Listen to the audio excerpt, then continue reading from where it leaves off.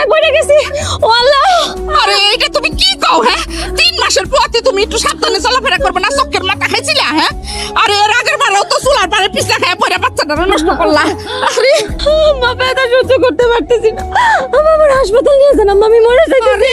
তোমার কি এখন একলা উঠানি আমার পক্ষে সম্ভব? আমার কোমরে হেজর আছে। অনেক কই গেল তোরা? এদিকে আয় তাড়াতাড়ি। শান্তি ভাবে না, আমার অনেক ব্যথা করতেছে। লাইছো, আমার হাসপাতাল নেওয়ার ব্যবস্থা করো। তাড়াতাড়ি একটা ভ্যান গাড়ি নিয়ে আসো, বড় ভাবে নিয়ে হসপিটালে যেতে হইব। এই সাথী, তুই এত বেশি কথা কস কেন রে? হ্যাঁ, তুই কি আমার থেকে বেশি বুঝছস? হ্যাঁ, বড় বৌমারে হাসপাতালে নেওয়ার কোনো দরকার নাই। আরে ঘরে যাই একটু বিশ্রাম নিলেই সব ঠিক হয়ে যাবে। আরে সে তো উষ্টা খায় পড়ে যায়, ব্যথা পাইছে। যাও ঘরে লয়ে যাও। আম্মা একদম ঠিক কথাই কইছে, ভাবির এখন বিশ্রাম দরকার। ছোট ভাবি, এগুলা তুমি কি বলো? বড় ভাবি পেটে ব্যথা কিভাবে ছটফট করতেছে তুমি দেখতেছো না?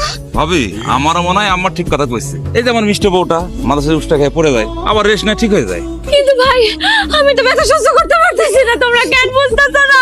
আরে বাবারে, একটু বড় বৌমা একটু সহ্য করো। হ্যাঁ, ঘরে যায় বিশ্রাম নাও, তাইলেই দেখবা ঠিক হয়ে গেছে। আর যদি ঠিক না হয় তখন হাসপাতালে নিয়ে যাবো না। আর তুমি খারাপ রয়েছে কি লিগা? ওরে নিয়ে ঘরে যাও, যাও। মা এখন কি হইব? এরকম ভয়ঙ্কর পরিস্থিতিতে আমার মাথা তো একদম কাজ করে না।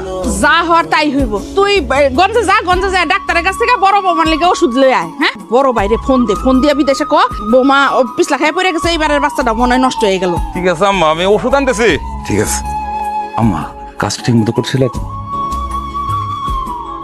হ্যাঁ ভাইজান। মা, আরে বাবা, তুই?